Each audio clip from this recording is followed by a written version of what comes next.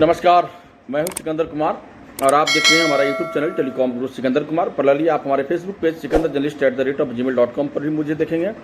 दरअसल एक बहुत ही सुंदर और मार्मिक कहानी रामकृष्ण परमहंस के बारे में सुनाने जा रहा हूं कि रामकृष्ण परमहंस की तो बहुत सिद्धियां थी, है ना। उनके बारे में कहा जाता है कि माँ काली को साक्षात जो है से अपने हाथों से भोजन कराते थे, बड़े प्रेम से उनको सुलाते थे, ठीक है, बातचीत करते थे। मंदिर का कपाट बंद रहा करता था और उस दौरान जो है ना एक स्त्री और पुरुष की आवाज़ आते रहती थी, यानी कि माँ साक्षात जो है अपने पुत्र रामकृष्ण परमहंस के साथ में गुफ्तगू करते रहते थे, बातचीत करते रहते थे, उनकी चीज़ों को सुनते रहते थे, उनकी बातों को, और प्रेम से उन्हें, और एक वात्सल्य जो स्वरूप था रामकृष्ण परमहंस को वो देखते रहती थी और वो रामकृष्ण परमहंस दिखाते रहते थे। माँ के साथ पुत्र का प्रेम वो अद्वितीय और दुर्लभ था। तो चलिए कि रामकृष्ण परमहंस जी ने क्या कहा है कि देखो, रामकृष्ण एक बार शिष्यों के साथ कहीं जा रहे थे। रामकृष्ण परमहंस जी एक बार शिष्यों के साथ कहीं जा रहे थे, यानी रास्ते में उन्हें किसी सज्जन पुरुष ने जय श्री राम कहा या जय राम जी की कहा, जो भी था, एक जो तरीका होता है बात करने का, जय राम जी की कहा। वह सुनते ही रामकृष्ण परमहंस बेहोश हो गए और 6 घंटे बाद होश आया उनको। कितने घंटे बाद? 6 घंटे बाद होश आया।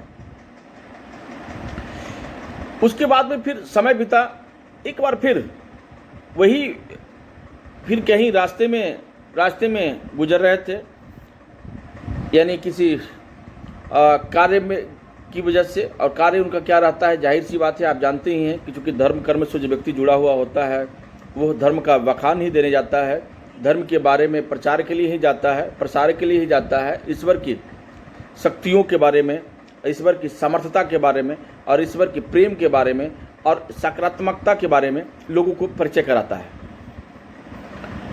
तो कारण वही रहा कि सारी चीज़ें होती गई और रामकृष्ण परमहंस जो हैं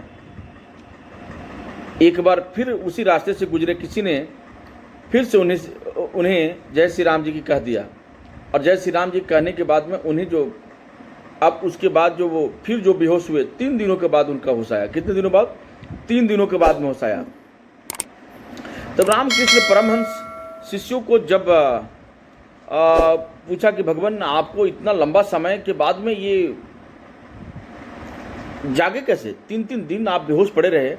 बोले कि तुम्हें पता नहीं है कि जब सोच लो ना कि माँ कितना भी नाराज हो, और जब बच्चा जो है दिल से अगर रो देता है, बच्चा के दिल से, यानी कि आत्मा से, जिसको बोलते हैं ना कि हृदय फटना, अगर हृदय फट गया, हृदय से करुण निकला, तो समझ लो माँ कहीं भी रहेगी, भागी दौड़ी चली आएगी।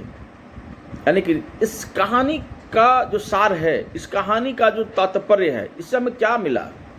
इससे हमें यही सीख मिलता है कि वास्तव में अगर तुम भगवान से, ईश्वर से, अपने इष्ट से प्रेम करते हो और अंदर की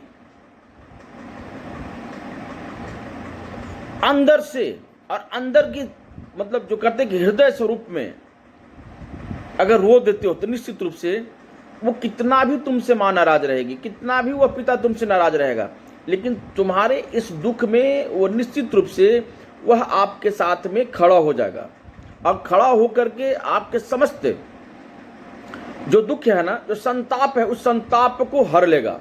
तो निश्चित रूप से मानिए कि ईश्वर में विश्वास रखिए, उनकी आस्था पर